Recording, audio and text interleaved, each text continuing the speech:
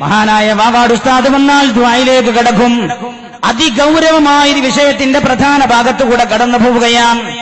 ബാങ്കുകാർ ചെയ്യുന്നത് എന്താ? ചില ആളുകൾ ബിൽഡിങ്ങുകൾ ബാങ്കിന് വാടക കൊടുക്കാറുണ്ട്. ചില ആളുകൾ ഗൾഫിൽ നിന്ന് കഠിനാധ്വാനം ചെയ്ത് വിയർപ്പൊഴുക്കി ഉണ്ടാക്കിയ പണം 25 ലക്ഷത്തിന് ടൗണിന്റെ മധ്യത്തിൽ നല്ലൊരു ബിൽഡിംഗ് ഉണ്ടാക്കി. 4 റൂമുണ്ട്. 2 റൂമും ബാങ്കിനാണ് അയാൾ ബാങ്കിന് അയാൾ വാടക കൊടുത്തിരിക്കുകയാണ്.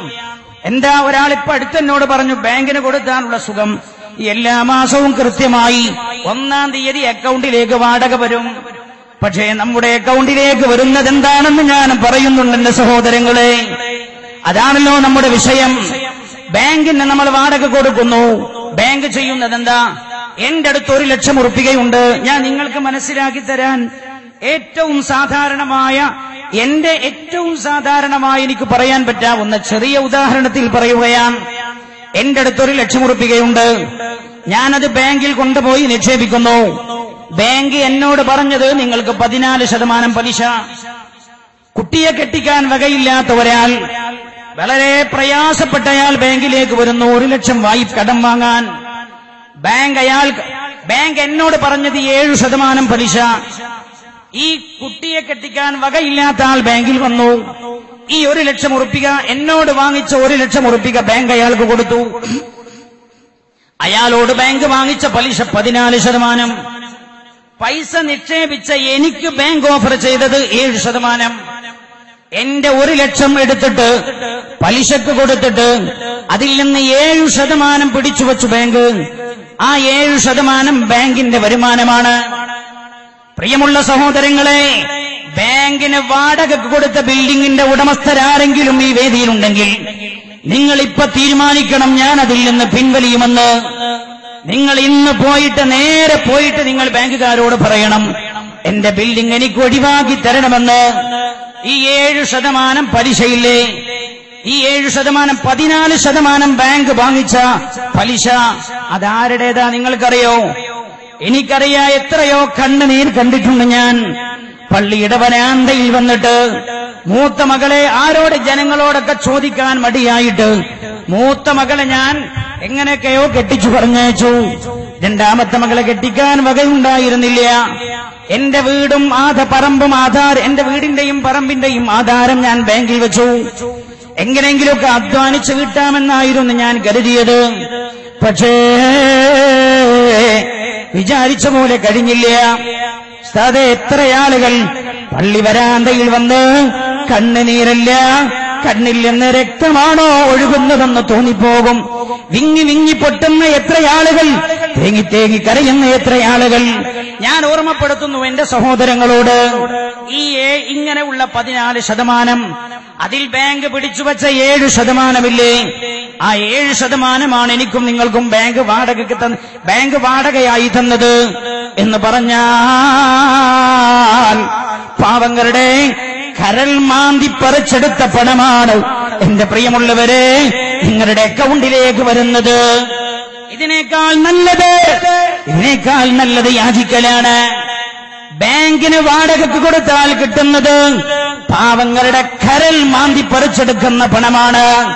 ഞാൻ ഓർമ്മപ്പെടുത്തുന്നു, അതിന്റെ അനന്തരഫലം എന്തെന്ന് ഹബീബായ നബിയുനാ റസൂലുള്ളാഹി സല്ലല്ലാഹു അലൈഹി വസല്ലം തങ്ങളെ 14 നൂറ്റാണ്ട് മുമ്പ് പഠിപ്പിക്കുന്നുണ്ട്. ആ വിഷയമാണല്ലോ നമ്മുടെ വിഷയം. പലിശ നമ്മുടെ അക്കൗണ്ടിൽ ബാക്കിയാക്കുന്നത് എന്നാണ്. പലിശയുടെ എല്ലാ ഇനങ്ങളിലേക്കും ഇറങ്ങി ചെന്ന് സംസാരിക്കാനുള്ള സമയമില്ലല്ലോ. ഇതിന്റെ അനന്തരഫലം എന്ത് എന്നാണ് നമ്മൾ പറയുന്നത്. അല്ലാഹു സുബ്ഹാനഹു വ തആല പലിശയിൽ നിന്ന് മുക്തമായൊരു സമൂഹത്തെ കെട്ടിപ്പടുക്കാൻ പടച്ച റബ്ബ് നമുക്ക് തൗഫീഖ് ചെയ്യുമാറാകട്ടെ. ഇത് പലിശയാണ്. എന്റെ പ്രിയമുള്ള സഹോദരങ്ങളോട്, സഹോദരിമാരോട് ഞാൻ ഓർമ്മപ്പെടുത്തുന്നു, പ്രിയമുള്ള സഹോദരങ്ങളോട്, മരിക്കുന്നത് വരെ ഒരു വീട് നിർമ്മിക്കാൻ കഴിഞ്ഞില്ല. ബാങ്കിനെ സമീപിക്കാതെ, പലിശക്ക് പണം വാങ്ങാതെ ഒരു വീട് നിർമ്മിക്കാൻ നിങ്ങൾക്ക് കഴിഞ്ഞില്ലേ? വീട് വേണ്ടെന്ന് വെച്ചോളൂ. അതാണ് പലിശക്ക് പണം വാങ്ങി വീടുണ്ടതിനേക്കാളും നല്ലതെന്ന്, പലിശ നമ്മുടെ അക്കൗണ്ടിലേക്ക് കൊണ്ടുവരുന്നത് എന്ന് എന്തെന്ന ഹദീസുകൾ നമ്മൾ ചർച്ച ചെയ്യുമ്പോൾ മനസ്സിലാവും നമുക്ക്. അല്ലാഹു സുബ്ഹാനഹു വ തആല നമ്മെ രക്ഷപ്പെടുത്തുമാറാകട്ടെ. അതേപോലെ സാധാരണ ജനങ്ങൾക്കിടയിൽ ഒരു സമ്പ്രദായമുണ്ട്. 4-5 ലക്ഷം ഉറുപ്പിക അവർ മുതൽ മുടക്കായി എവിടെയെങ്കിലും കൊടുക്കും, കച്ചവടത്തിന് കൊടുക്കുക. എന്നിട്ട് മാസത്തിൽ ഫിക്സഡായി ലാഭം വാങ്ങുക, പലിശയാണ്. ഫിക്സഡായി ലാഭം വാങ്ങുക, പലിശയാണ്. എന്തുകൊണ്ട്? കച്ചവടത്തിലെ ഷെയറാണോ നമ്മൾ കൊടുക്കുന്നത്? കച്ചവടത്തിലെ ലാഭമാണെങ്കിൽ ആ ലാഭം നമുക്കുണ്ടാകും, ലാഭത്തിന്റെ വിഹിതമനുസരിച്ച്. കച്ചവടം നട്ടത്തിലാണോ? നട്ടവും നമ്മൾ വഹിക്കേണ്ടി വരും. ഇത് കൊടുക്കുമ്പോ പറയും, നഷ്ടമൊന്നും ഞാൻ അറിയില്ല, നഷ്ടമൊന്നും നിങ്ങൾ അറിയണ്ട, എല്ലാ മാസവും നിങ്ങളുടെ വീട്ടിലേക്ക് 3000 ഉറുപ്പിക എത്തും. ഫിക്സഡ് ലാഭമാണ്, റിബയാണ്, പലിശയാ. അഹല്ലല്ലാഹുൽ ബൈഅ വഹറമർ റിബാ. അല്ലാഹു പലിശയെ, കച്ചവടം ഹലാലാക്കുകയും പലിശയെ അല്ലാഹു നിരോധിക്കുകയും ചെയ്തിരിക്കുകയാണ്. ഇനി കേൾക്കൂ നിങ്ങളൊരു സംഭവം. മഹാനായ അബൂ റാഫി റളിയല്ലാഹു അൻഹു പറയാൻ ശ്രദ്ധിക്കണം. മഹാനായ അബൂ റാഫി റളിയല്ലാഹു അൻഹു പറയാൻ, മഹാനവർകൾ ബഅത ഖൽഖാലൻ മിൻ ഫില്ല, ഒരു വെള്ളിയുടെ പാദസാരം മഹാനവർകൾ കൊടുത്തയച്ചു. ആർക്ക്? മഹാനായ സയ്യിദുനാ സിദ്ദീഖ് റളിയല്ലാഹു അൻഹുവിന് വെള്ളിയുടെ പാദസാരം കൊടുത്തയച്ചു. സിദ്ദീഖ് റളിയല്ലാഹു അൻഹു അവരും തമ്മിൽ ചെറിയ ഇടപാടുണ്ടായിരുന്നു. അതിന് പകരം മഹാനവറുകൾ കൊടുത്തയച്ചത് വെള്ളിയുടെ പാദസാരമാണ്. മഹാനായ സിദ്ദീഖ് റളിയല്ലാഹു അൻഹു ഫവദഅൽ ഖൽഖാല ഫീ കഫ്ഫ, ത്രാസിന്റെ ഒരു തട്ടിൽ ഈ പാദസാരം വെച്ചു. പിന്നെയോ വദ്ദറാഹിമ ഫീ കഫ്ഫ, മറ്റേ തട്ടിൽ ദിർഹമുകളും വെച്ചു.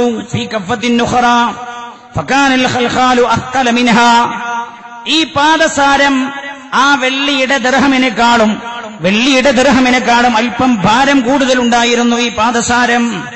ഫഅഖദ മിഖറാദൻ, സിദ്ദീഖ് റളിയല്ലാഹു അൻഹു ഒരു കത്രിക എടുത്തു. എന്തിന്?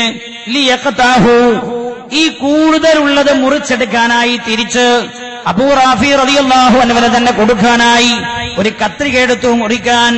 ഫഖുൽതു, അബൂ റാഫി റളിയല്ലാഹു അൻഹു പറയാൻ, അസ്സിയാദതു ലക യാ ഖലീഫത റസൂലില്ലാഹ് സല്ലല്ലാഹു അലൈഹി വസല്ലം, ഞാൻ നിങ്ങൾക്ക് തരാനുള്ളതിന് പകരമാണല്ലോ ഈ വെള്ളിയുടെ ഈ പാദസാരം ഞാൻ അങ്ങേക്ക് തന്നത്. അത് ഞാൻ നിങ്ങൾക്ക് തരാനുള്ള വെള്ളി നാണയത്തെക്കാളും ഒരൽപ്പം കൂടുതലുണ്ട്, സാരമില്ല. അസ്സിയാദതു ലക യാ ഖലീഫത റസൂലില്ലാഹ്, അധികമുള്ളത് അങ്ങേക്കാണ് അബൂബക്കർ തങ്ങളെ. ഇത് പറഞ്ഞപ്പോൾ ഫഖാല, മഹാനായ സയ്യിദുനാ സിദ്ദീഖ് റളിയല്ലാഹു അൻഹു പറഞ്ഞു, സമീഅതു നബിയ്യ സല്ലല്ലാഹു അലൈഹി വസല്ലം, പുണ്യ നബി സല്ലല്ലാഹു അലൈഹി വസല്ലം തങ്ങൾ പറയുന്നത് ഞാൻ കേട്ടു, അസ്സായിദു വൽ മുസ്തസീദു ഫിന്നാർ, കൂടുതൽ ആവശ്യപ്പെടുന്നവനും കൂടുതൽ കൊടുക്കുന്നവനും നരകത്തിലാണ്. കേൾക്കണം, കൂടുതൽ ആവശ്യപ്പെടുന്നവൻ കൂടുതൽ കൊടുക്കുന്നവൻ. അപ്പൊ ചിലർ പറയാറുണ്ട്, അതെ ഞാൻ വാങ്ങാറില്ല, ഞാൻ പലിശ കൊടുക്കാറേ ഉള്ളൂ. ഉമ്മമാരെ, വീട്ടിലെ ചെറിയ ചെറിയ ആവശ്യങ്ങൾക്ക് വേണ്ടി ബാങ്കിൽ പർദ്ദയിട്ട് ക്യൂ നിന്ന് സ്വർണ്ണാഭരണങ്ങൾ ബാങ്കിൽ കൊണ്ടുപോയി പണയപ്പെടുത്തി 50,000 വാങ്ങിയിട്ട് 60,000 തിരിച്ചടച്ച് തന്റെ പൊന്ന് ഗ്യാരണ്ടിയായി വെച്ച പൊന്ന് തിരിച്ചു വാങ്ങിക്കൊണ്ടുവരാറില്ലേ? നമ്മൾ പലിശ നമ്മൾ പലിശ വാങ്ങാറില്ല, കൊടുക്കാറേ ഉള്ളൂ. കൊടുക്കുന്നവനും ഈ പലിശയെ സഹായിച്ചവനെയാണ് മഹാനായ നബിയുനാ റസൂലുള്ളാഹി സല്ലല്ലാഹു അലൈഹി വസല്ലം തങ്ങൾ പറഞ്ഞത് കേട്ടോളൂ. മനോമുഖരത്തിൽ കൊത്തിവെക്കേണ്ട ഹദീസാ. ആകിലുർ റിബാ, പലിശ വാങ്ങുന്നവൻ, വമൂക്കിലുഹു, പലിശ കൊടുക്കുന്നവൻ, വകാതിബുഹു, പലിശക്ക് വേണ്ടി ക്ലർക്ക് പണിയെടുക്കുന്നവൻ. ചെറുപ്പക്കാരെ പ്ലസ് ടു കഴിഞ്ഞോ, എന്നിട്ട് ബികോമിന് പഠിച്ചു, എംകോം കഴിഞ്ഞോ, നീ ഒരു ബാങ്കിന്റെ മാനേജറായി പോയിരുന്നു, പലിശ ഇടപാട് നടത്തുന്ന സ്ഥാപനത്തിന് വേണ്ടി എഴുത്തുകുത്ത് നടത്തുന്ന ആളാണോ നീ? പലിശക്ക് വേണ്ടി എഴുത്തുകുത്ത് നടത്തുന്ന ആളാണോ? എന്റെ പ്രിയമുള്ള സഹോദരാ, നീ ആ പേന ഉന്തുന്നത് നരകത്തിലേക്കാണെന്ന് നബിയുനാ മുഹമ്മദ് മുസ്തഫ സല്ലല്ലാഹു അലൈഹി വസല്ലം. വകാതിബുഹു, അവസാനിച്ചില്ല, വശാഹിദുഹു, പലിശക്ക് വേണ്ടി ജാമ്യം നിൽക്കുന്നവൻ, സാക്ഷി പറയുന്നവൻ. എന്തേ ഞാനവന്റെ സാക്ഷ്യം നിന്നിട്ടുണ്ടെങ്കിൽ അടുത്ത തെരഞ്ഞെടുപ്പിൽ ഞാനവനെ ബാങ്കിൽ പോയി ഞാൻ ജാമ്യം നിന്ന് ആ പണം വാങ്ങിച്ചു കൊടുത്തില്ലെങ്കിൽ അടുത്ത ഇലക്ഷനിൽ അവൻ എനിക്ക് എതിരാവും. സഹോദര, അവന്റെ വോട്ട് വേണ്ടെന്ന് വച്ചേക്ക്. അവന്റെ വോട്ട് വേണ്ടെന്ന് വെച്ച് അള്ളാഹുവിന്റെ നരകമാണ്. രണ്ടാമതൊരു അപ്പീൽ ആ വിഷയത്തിലില്ല. രണ്ടാമത്തെ ഒരു ഓപ്ഷൻ ഹദീസ് പറഞ്ഞിട്ടില്ലല്ലോ. കുല്ലുഹും ഫിന്നാർ, ഇവരൊക്കെ പോണത് നരകത്തിലേക്കാണ്. വേറൊരു ഓപ്ഷൻ ഉണ്ടെങ്കിൽ നമുക്ക് വിചാരിക്കായിരുന്നു ആ ഓപ്ഷനിലെങ്കിലും ഞാൻ പെടുമായിരുന്നു എന്ന്. അല്ലാഹു സുബ്ഹാനഹു വ തആല നമ്മളെ ഖബൂൽ ചെയ്യട്ടെ. ഞാൻ ഇന്നലെ പറഞ്ഞ പോലെ ബക്കറ്റ് നിങ്ങളുടെ അടുത്തേക്ക് വരുന്നുണ്ട് എന്ന് ഓർമ്മപ്പെടുത്തുകയാണ് മലബാറുകാരോട്.